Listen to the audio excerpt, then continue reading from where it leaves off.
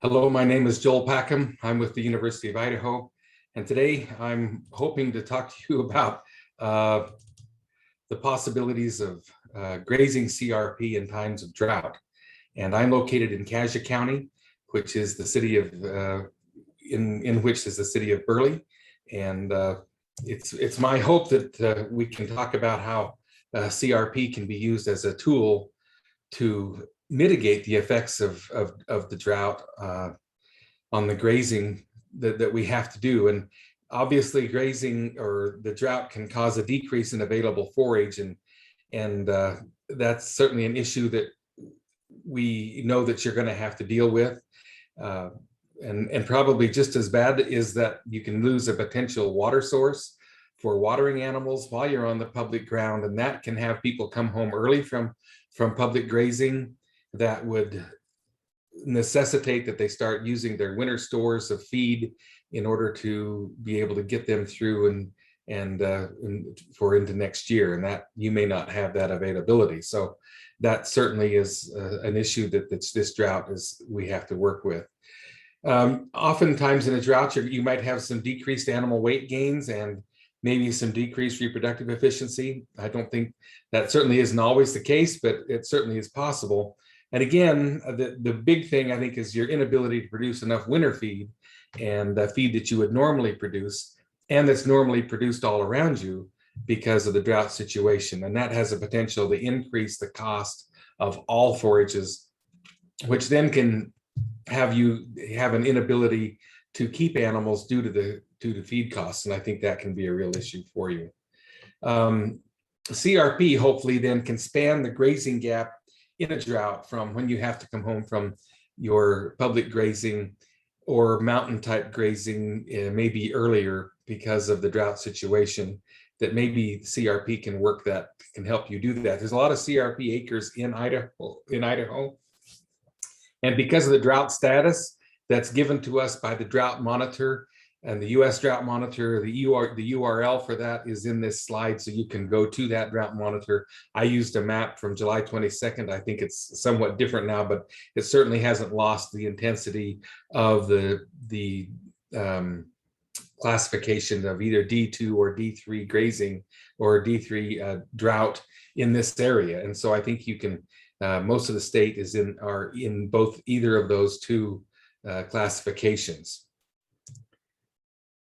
So obviously you don't have to use CRP just for grazing. You can obviously hay CRP too, right? You can put it up for hay. Now I'm finding it hard to think that your basic farmer who has spent a lot of money on these nice swathers that we have nowadays is going to want to run out there and run over this ground going 10 to 13 miles an hour, which is the speed of swathers in today's world. I think that doesn't sound very intelligent to me. And so I think grazing is a real plan if they're going to use it for a forage source, their CRP ground. Grazing to me is by far easier than trying to beat up a piece of machinery to go over it and use high cost of diesel and high cost of repairs and all that to try to get a little extra money. I think grazing it is a lot simpler. Notice that you're going to have to work with the Farm Service Agency to get this done. I mean, right? They administer the CRP program, and that's not news to anybody, right? And so we do have the nesting time for sage grouse is certainly over, and that offered some restrictions to grazing, but now after August 1st, that has lifted, and we don't have any restrictions on grazing now. So for your information, the FSA has a really great fact sheet that you can read that has all of this information in it at much greater detail, obviously, than I'm giving you. And so if you have the will to find that, it certainly is there, and that's a great resource.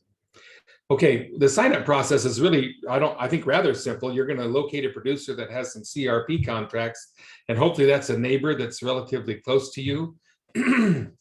And you're going to find someone where they have water source that's relatively close to your CRP ground or their CRP ground, as the case may be, and that you're going to be able to have the ability to do that, right? I think to me, I guess the good news is that CRP contract holders they will still receive their full payment for their contract. And I think that's an important thing, that they will be able to get money from their CRP contract as well as sell the grazing. And that would, I think, would be an incentive for them to move forward. The producers will have to meet with FSA to finalize the agreement. You're going to have a working agreement between the producers that's going to establish price and the grazing conditions and everything that goes with that. So there are definitely some issues to consider when you're going to go graze CRP, and it probably isn't as easy as you might hope. The water is still going to be a problem, is maybe even a bigger problem, but hopefully the CRP ground is a little closer than the mountain ground that you were grazing earlier. So if you do have to haul water, it wouldn't be the impossible, but the hope is that you'd find water close, and then you're going to probably have to fence it. I mean, either you or the owner of the property is going to have to fence that CRP in some way. And I would think most cattle producers have electric fencing that they have used in the past, that they would be willing, they would have it at least to be able to put on their property or put on the other guy's property to help keep the cattle in. I think that's really an important part of this. You're going to have to consider the price and then the quality of the feed as well. I think that's important. Whether it's even available or not is certainly an issue. And with grazing CRP, it seems to me that that's a great time to maybe consider early weaning calves so that you can keep them on a good plane of nutrition that's hopefully moving forward. And you're going to let the cows kind of coast on some CRP ground. As dry cows, they can take a lot less good feed, and that might help them just be able to maintain or just obviously keep them alive. Now, I did have a friend tell me the other day, he said, listen, if I could get on some CRP ground, that'd be a whole lot better than what I've been on all summer. So, that may be, that whole idea may be totally superfluous if you're coming on to better ground than you've been on during the summer, but that's something you could certainly consider. All right. I want to just spend a little time talking about what is this hay, what is this grazing worth?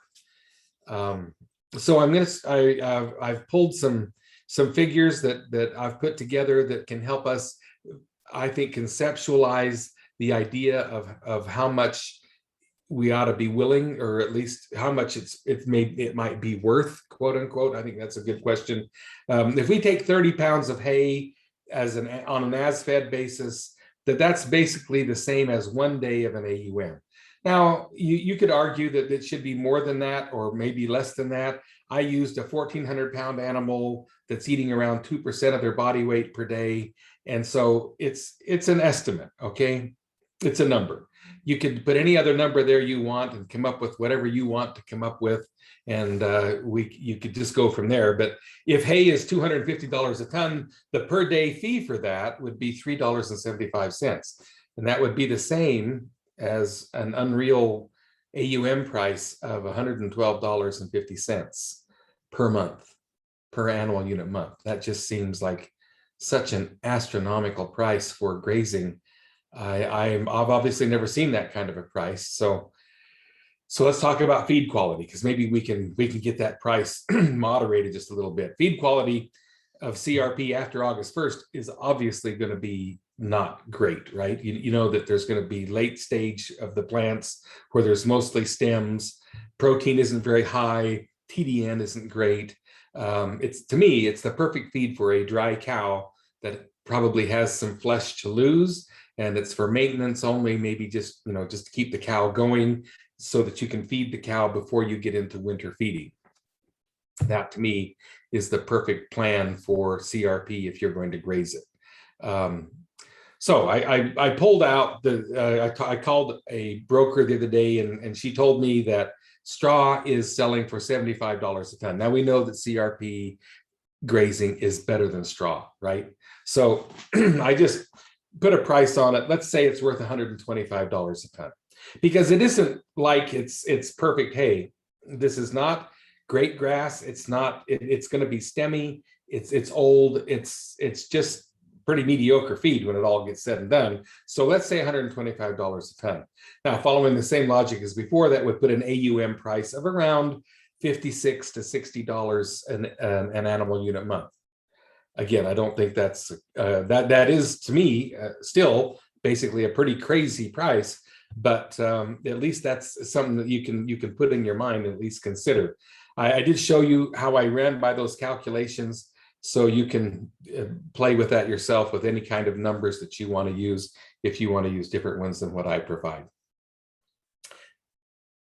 So I also talked when I talked to the hay broker. I just asked him, what's hay selling for? And she said it's that she sold some feeder hay last week for $350 a ton, feeder hay. And I said, whoa. And then she said, well, that's only if you could find it, because it was really hard to find even last year's hay. I asked her, well, how is last year's hay being priced? She said about the same as this year's, especially if they've kept it very well, it's going to be really expensive. And so you notice that the $350 per ton becomes a grazing price of $315 per AUM. If you think 112 is crazy, 315 is nuts. So let's get back to our $60, $50 to $60 price. I have seen people pay $50 an AUM for irrigated pasture. And that was where the owner of the land took care of the fencing, took care of the water, and took care of the cows, actually watched the cows and handled any problems that the cows might have had. And so the person who was renting the pasture, they were willing to pay that they were willing to pay $50 an AUM. I think that's plenty high. And so when we start talking $60, $50 to $60, wow. And maybe you can negotiate the water and the fencing involved with that. That would be nice, so that you wouldn't have to go there every day, especially if it was the farmer's pivot from which you were getting water, maybe across the way a little ways, that you're going to be able to have them work on that. But that's certainly something, again, that you've got to negotiate, because this whole process is a negotiation. This is something you're going to have to work out with your friend, with the person who's going to own that CRP contract.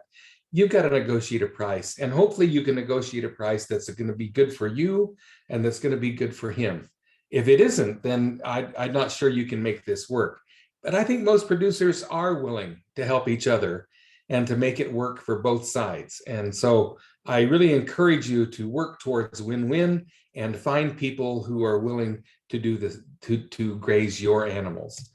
In summary, I think Grazing CRP can help producers graze longer this fall. I think that's going to be important for this year. Obviously, FSA is the operative agency for CRP grazing. You're going to work with them. They'll help you out. I've talked to an office, the local office here, and they're more than willing to help that happen. You're going to have to find a CRP owner of contracts or a cooperator that is hopefully close to you and is willing to work and is willing to negotiate and help this be a good situation. And hopefully that it's a good situation for both you and the other producer. I think that's important. The goal here is to find a way to keep the cows and survive the storm. I think the price of cattle is going to be more favorable in the very near future due to the loss of animals in the United States, loss of beef animals. Our numbers are dropping, and I think that beef is going to go up, and I think that's going to pay off. But to get there, you can't go broke to get there either. So I just encourage you to do everything you can to keep your cows and to continue as long as you can into the cattle industry. Well, if you have questions about CRP grazing, contact your local FSA office. I think that's the obvious thing, right? They will walk you through and guide you through this whole process. I'm certainly willing to take any calls if you'd like. I don't know that I would have a lot of great information, but I certainly enjoy talking to producers, and you can call me at any time. And we'd like to have you stay connected to the University of Idaho. You can follow us on Twitter. You can follow us also on our YouTube channel. That's at University of Idaho Extension Livestock. And we're putting several information videos on there now about grazing and about drought situations and how to handle that. There's also a whole website that just talks about drought problems and how to deal with those from the university. So stay connected. We'd love to talk to you, and hopefully we can meet with you at some point in time. It's good to meet with you today, and hopefully you can go forward and stay in the cattle business as long as you possibly can. Thank you.